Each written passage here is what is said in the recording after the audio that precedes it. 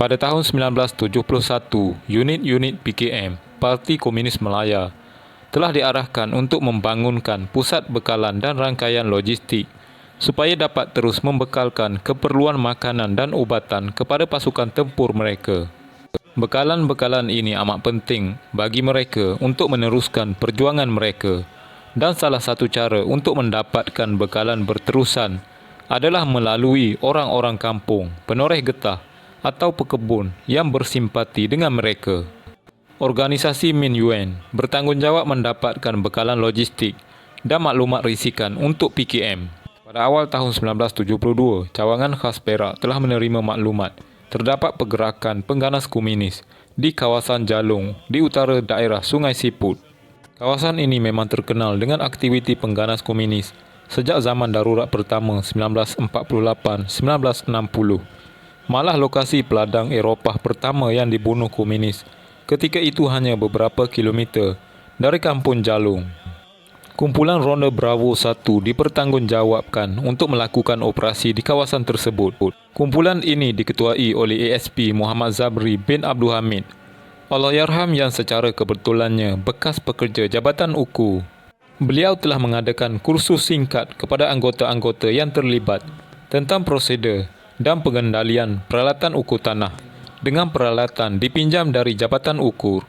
Semua yang terlibat dipastikan berpakaian seperti tipikal pekerja ukur dan hanya dibekalkan dengan senjata pistol.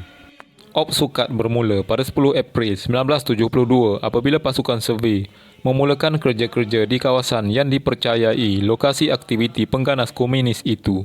10 hari yang pertama tidak mendapatkan sebarang tanda-tanda kehadiran pengganas komunis atau anggota sokongan mereka. Tetapi para petani dan pekerja ladang telah mula mesra dengan pasukan survey tersebut. Mereka dipahamkan bahawa kerja-kerja ukur tanah sedang dijalankan kerana kerajaan bercadang memberikan lesen tanah TOL, Temporary Occupied Lesen, kepada mereka.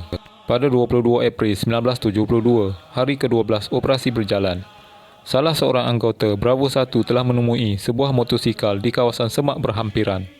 Penemuan ini menimbulkan pertanyaan kepada pasukan Bravo 1 tentang kemungkinan aktiviti subversif oleh pengganas komunis di kawasan tersebut. Setelah melakukan pemeriksaan dengan ibu pejabat, ternyata plate number motosikal tersebut adalah palsu. Bagaimanapun tinjauan yang dilakukan keesokannya mendapati motosikal tersebut telah lesap. Pada 1 Mei 1972, pasukan ronda Charlie 3 dimasukkan bagi menggantikan Bravo 1. Tetapi kali ini Charlie 3 mengambil posisi serang hendap dan membuat OP, Observation Post. Sepanjang 10 hari berlalu, tiada apa-apa tanda kehadiran pengganas komunis. Rutin seharian pekerja ladang boleh dijangkakan dengan keluar bekerja pada 8 pagi dan pulang pada jam 6 petang. Motosikal yang disyaki juga tidak kelihatan. Masuk hari yang ke-11, pada jam 7 petang ketika cuaca mulai gelap, tiba-tiba terdengar deruman enjin lori. Melalui alat pandang malam, Sarjan Kadir Makdiah dapat melihat 2 orang berada di kabin pemandu dan 2 lagi belakang lori. Di atas timbunan ubi kayu, kesemua berpakaian preman, Charlie 3 membuat keputusan untuk menahan lori tersebut. Dalam perjalanan keluar sambil memeriksa posisi dan peralatan serang hendap, semuanya dalam keadaan baik dan anggota siap siaga. Penantian yang membosankan berakhir apabila pada jam 10.35 malam lori tersebut bergerak masuk ke kawasan serang hendap. Sarjan Kadir mengarahkan lori tersebut berhenti, namun pemandu dan seorang lagi penumpang terjun melarikan diri. Mereka dapat ditangkap setelah salah seorang tercedera ditembak di kaki. Mereka kemudiannya dibawa ke Balai Polis Sungai Siput untuk disoal siasat oleh Special Branch. Mereka mengaku bahawa mereka telah diambil bekerja sebagai pemandu lori oleh seorang kawan. Pada 11 Mei 1972, mereka diarahkan untuk membawa lori dengan muatan 10 drum kosong, dan semasa dalam perjalanan ke destinasi, 2 orang pemuda yang tidak dikenali telah menahan dan mahu menumpang lori tersebut sehingga ke destinasi. Kedua-dua pemuda itu menghilangkan diri selepas mereka membantu menurunkan muatan ubi kayu dan drum kosong di destinasi.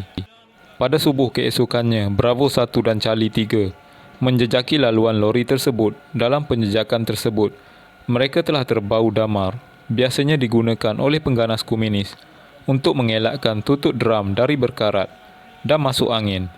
Selepas mereka menyimpan makanan di dalamnya, 3 anggota diarahkan meninjau dan kembali dengan melaporkan terdapat 8 pengganas komunis sedang bekerja di Food Dump, kira-kira 300 meter dari lokasi mereka berada.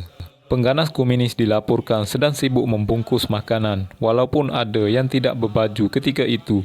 Mereka dikenali kerana memakai topi bintang berbucu 5. Kumpulan peninjau diarahkan kembali ke lokasi tersebut untuk membuat tinjauan rapat dengan memakai topi komunis sebagai penyamaran. Topi komunis mereka dapati dari operasi-operasi sebelumnya.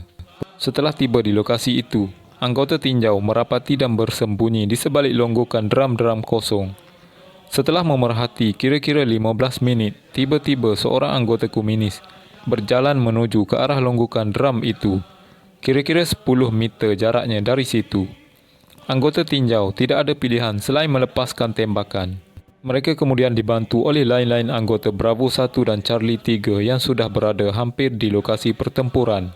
Pengganas komunis berjaya melarikan diri dengan meninggalkan selaras rifle, 2 stand gun, 1 pistol, dokumen dan ubat-ubatan. Bagi anggota-anggota WET 69, ini adalah pengalaman pertama mereka bertempur sejak pasukan komando ini ditubuhkan pada awal Oktober 1969 dengan latihan diberikan oleh Komando British SAS. Dalam penjejakan seterusnya, Bravo 1 dan Charlie 3 bergerak ke arah Kampung Baru, Lasah dan seterusnya ke hutan simpan Korbu. Mereka dibantu oleh 2 lagi kumpulan, Bravo 3 dan Charlie 4. Dalam pencarian selama 3 hari, mereka menemui 18 drum yang mengandungi beras, gula, minyak dan garam. Komando WET 69 kemudiannya dikeluarkan dari kawasan operasi dan diganti oleh pasukan keselamatan yang seterusnya, menemui lagi 85 drum simpanan makanan. Kejayaan ini berjaya menghalang pembentukan rangkaian logistik pengganas komunis di kawasan itu dan banyak perkara yang dapat dipelajari, terutama teknik-teknik pengganas komunis, menyimpan makanan dan juga cara-cara mengenal pasti lokasi food dump mereka. Pengetahuan ini diguna pakai oleh anggota komando yang terlibat dalam operasi-operasi berikutnya yang mana menempa kejayaan lebih besar. Maklumat yang diperolehi oleh Special Branch dalam operasi ini juga membolehkan beberapa tangkapan dibuat ke atas anggota Min Yuen dan seterusnya melumpuhkan operasi mereka. Sekian.